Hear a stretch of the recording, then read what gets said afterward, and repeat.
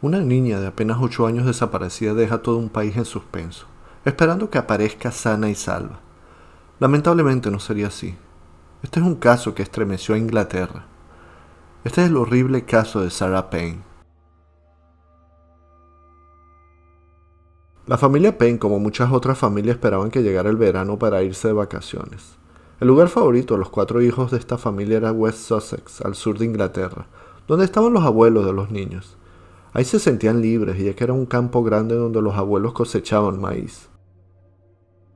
Michael y Sarah, los padres de los 4 niños, los complacieron y se fueron a donde vivían los abuelos en el verano del año 2000. La que estaba más emocionada era la pequeña Sarah, que tenía el mismo nombre de su madre. Apenas tenía 8 años de edad. Los abuelos estaban felices de tener sus nietos en su casa. Disfrutaban con ellos, además les cocinaban sus comidas favoritas y les encantaba jugar con los niños. El 1 de julio era un día soleado y los 4 pequeños se fueron a jugar al campo de maíz. Estaban jugando su juego favorito, el escondite, cuando la pequeña Sarah se cayó y se lastimó. Entonces quiso regresar a casa de sus abuelos. Su hermano Lee la acompañó. Siempre Enriqueta le propone a su hermano que ella daría la vuelta al exterior del maizal y que él debería dar la vuelta al interior. Esto solo sería un juego de niños y la idea era que los dos se encontraran al final del camino. Al final del camino Lee no encontró a su hermana, solamente pudo ver a un hombre de pie junto a una camioneta blanca que le saludó y le sonrió. El niño de 13 años se asustó mucho cuando vio al hombre alejarse y corrió hacia la casa de sus abuelos contándoles lo que había sucedido. De inmediato los abuelos denuncian la desaparición de la pequeña Sarah y empiezan intensas búsquedas durante las primeras 48 horas. Voluntarios y amigos de la familia patrullaron toda la región en busca de cualquier pista que indicara el paradero de Sarah Payne. Lamentablemente no se encontró nada. La policía sabía que las primeras horas eran claves para encontrar con vida a la niña, por eso desplegaron todos los recursos disponibles. Los padres de Sarah aparecieron en la televisión y en los noticiarios en un llamamiento nacional para tener noticias de su hija. El dolor de la familia era agonizante, suplicaban que si alguien había visto algo, sabían algo, se comunicaran con la policía inmediatamente.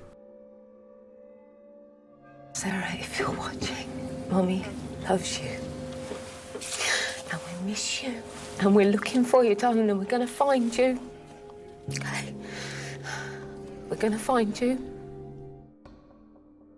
Solo hubo una llamada de alguien que había visto una niña con la descripción de Sarah en la carretera la mañana siguiente de la desaparición, pero era muy poco realmente. La policía advirtió a los Payne que lamentablemente se prepararan para lo peor, ya que habían pasado 3 días desde la desaparición. La policía empezó a buscar camionetas blancas cerca del lugar para poder realizar pruebas de ADN, pero desgraciadamente no lograron encontrar nada extraño. Aunque tuvieron otra gran idea, la policía decidió buscar los expedientes de los que habían abusado de menores, que habían cometido actos recientes y que tuvieran una camioneta blanca. Las indagatorias continuaron durante 2 semanas e incluyeron interrogatorios a diversos sospechosos, hasta que se confirmó lo peor. El 17 de julio del año 2000, a unos 34 minutos en auto de donde desapareció Sarah, un agricultor local encontró su cuerpo en avanzado estado de descomposición. La causa de la muerte fue descrita como asfixia por estrangulamiento. Además había sido agredida y abusada, posiblemente mientras estaba viva, debido a los moretones encontrados en su cuerpo. Al ver la noticia de la muerte de Sarah en la televisión, una mujer llamó a la policía e informó de que había visto un zapato negro de niña a pocos metros de donde se encontró el cuerpo. Más tarde se identificó como el calzado que llevaba Sarah ese día. 6 días después de encontrar el cuerpo, un individuo llamado Roy Whiting robó un automóvil en una ciudad cercana donde sucedió el crimen. Fue perseguido por la policía antes de estrellarse contra un vehículo estacionado. Fue detenido por un cargo de conducción peligrosa y permaneció en prisión hasta el 27 de septiembre del año 2000. Terminó admitiendo que había robado el auto y fue encarcelado durante 22 meses. Roy Whiting era uno de los sospechosos de la desaparición de Sarah. Había sido interrogado y hasta estuvo detenido, pero él había dicho que no estaba ese día cerca de la zona donde sucedió el secuestro. La policía no encontró ninguna prueba y lo dejó libre, pero igualmente lo dejaron en la mira, ya que Roy tenía una camioneta Fiat Ducato blanca y antecedentes criminales. Conozcamos un poco más sobre Roy Whiting. Roy William Whiting era un hombre con un pasado muy oscuro. Nació el 26 de enero de 1959 de la relación entre George y Pamela Whiting, los cuales tuvieron 6 hijos, pero 3 de ellos fallecieron siendo niños. Roy fue uno de los sobrevivientes, aunque su difícil infancia no era lo peor en su registro.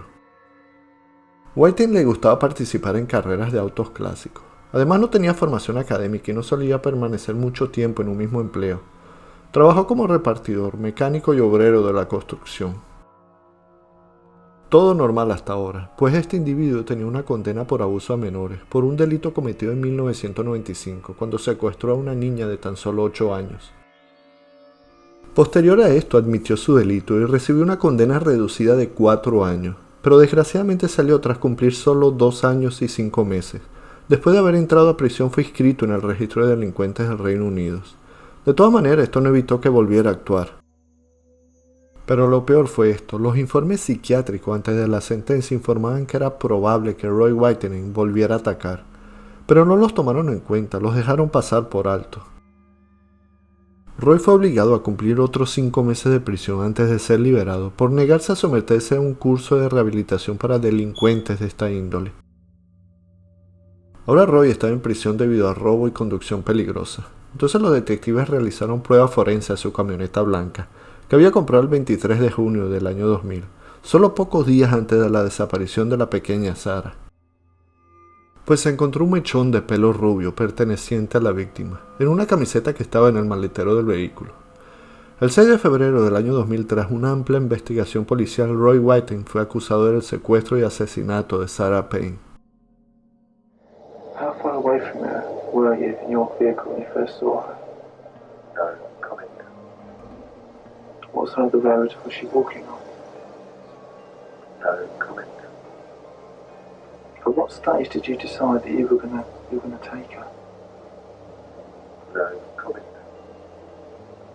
I mean, was it a planned thing, or was it an instantaneous act?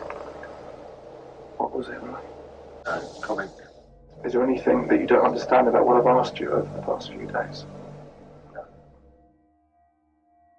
El juicio de Roy Whiting comenzó el 14 de noviembre de ese año. El jurado escuchó a varios testigos. Uno de los principales fue el hermano mayor de Sarah Payne, que vio a un hombre de aspecto descuidado y con los dientes amarillentos conduciendo el día y el lugar en que la niña desapareció.